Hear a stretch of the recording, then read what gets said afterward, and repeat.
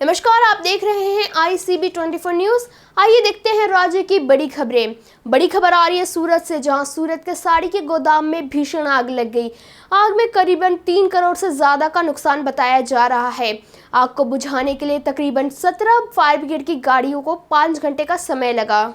सूरत के बेगमपुरा इलाके में स्थित साड़ियों के द्वारिका हाउस गोदाम में रविवार देर रात भीषण आग लग गई। आग इतनी भीषण थी कि उस पर काबू पाने की फायर ब्रिगेड की 17 गाड़ियों को 5 घंटे तक का समय लग गया। हादसे में कोई जानहानि नहीं हुई, लेकिन 3 करोड़ रुपए से अधिक के नुकसान का अनुमान लगाया गया है। आग से बिल्डिंग के 5 मंजिल जल गए। द्वारिका हाउस के मालिक दीपक भाई ने बताया कि रात को ही यहां करोड़ों रुपए की साड़ी उतारी गई थी।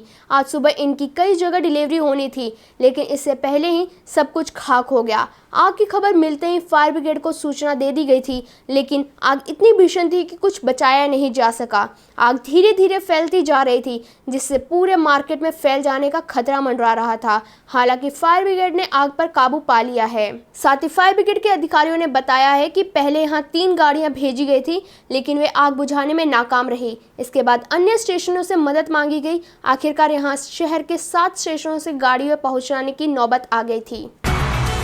दुखद खबर आ रही है दाहोद से, जहां डिलीवरी कराकर परिवार के साथ लौट रही थी मां, लेकिन ऑटो झील में गिरने से नवजात समेत 3 बच्चों की मृत्यु हो गई। वडोदरा जिले के दाहोद तहसील में रविवार को एक दर्दनाक हादसे में नवजात समेत 3 बच्चों की मौत हो गई। नानीकोड़ी गांव के पास हादसा उस वक्त हुआ जब परिवार महिला की डिलीवरी कराकर नवजात समेत ऑटो से घर लौट रहा था। इसी बीच ऑटो अनियंत्रित होकर सड़क किनारे एक पानी भरे गड्ढे में जा गिरा। ऑटो में 3 महिलाएं, नवजात और 3 अन्य बच्चे सवार थे। नानीकोड़ी गांव के लोगों ने बताया कि हाईवे पर अचानक ऑटो अनियंत्रित हो गया और सड़क किनारे सीधा पानी भरे गड्ढे में जा गिरा। गांव वालों ने झील में कूदकर सभी को बचाने की कोशिश की। इसी बीच रेस्क्यू टीम भी मौके पर आ पहुंची और सभी को 108 एम्बुलेंस की मदद से अस्पताल पहुंचाया। हालांकि तब तक शरीर में पानी चले जाने के कारण नवजात समेत 3 बच्चों की मौत हो गई थी। वहीं अन्य 3 महिलाओं की जान बच गई है। साथ ही बताया जा रहा है कि बेटे के जन्म की खबर से चोखाला गांव की रहने वाली रंगीला बहन के परिवार में खुशियों का माहौल था। परिवार इनके लौटने का बेसब्री से इंतजार कर रहा था। इसी बीच हादसे के चलते परिवार की खुशियां मातम में बदल गई। बताया जा रहा है कि मृतक बच्चे के परिवार के घर यह पहले बच्चे का जन्म था। सूरत के हीरे के ऑफिस में 4 लुटेरे घुस गए, जिन्होंने कनपट्टी पर रिवॉल्वर लगा व्यापारी को पीटा। साथ ही ऑफिस में बैठे सीए को भी बंधक बनाया। महिधरपुरा हरिपुरा में विशालवाड़ी के पास कॉन्ट्रैक्टर के खांचे में स्थित हीरा व्यापारी के ऑफिस में शनिवार को 4 लुटेरे घुस गए।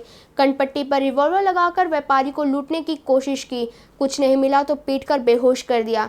लुटेरों ने ऑफिस में बैठे सीए को भी बंधक बना लिया। हालांकि लुटेरों के हाथ कुछ नहीं लगा। घायल व्यापारी को इलाज के लिए अस्पताल में भर्ती करा दिया गया है। सी प्लेन का इंतजार का फासला कम होता जा रहा है।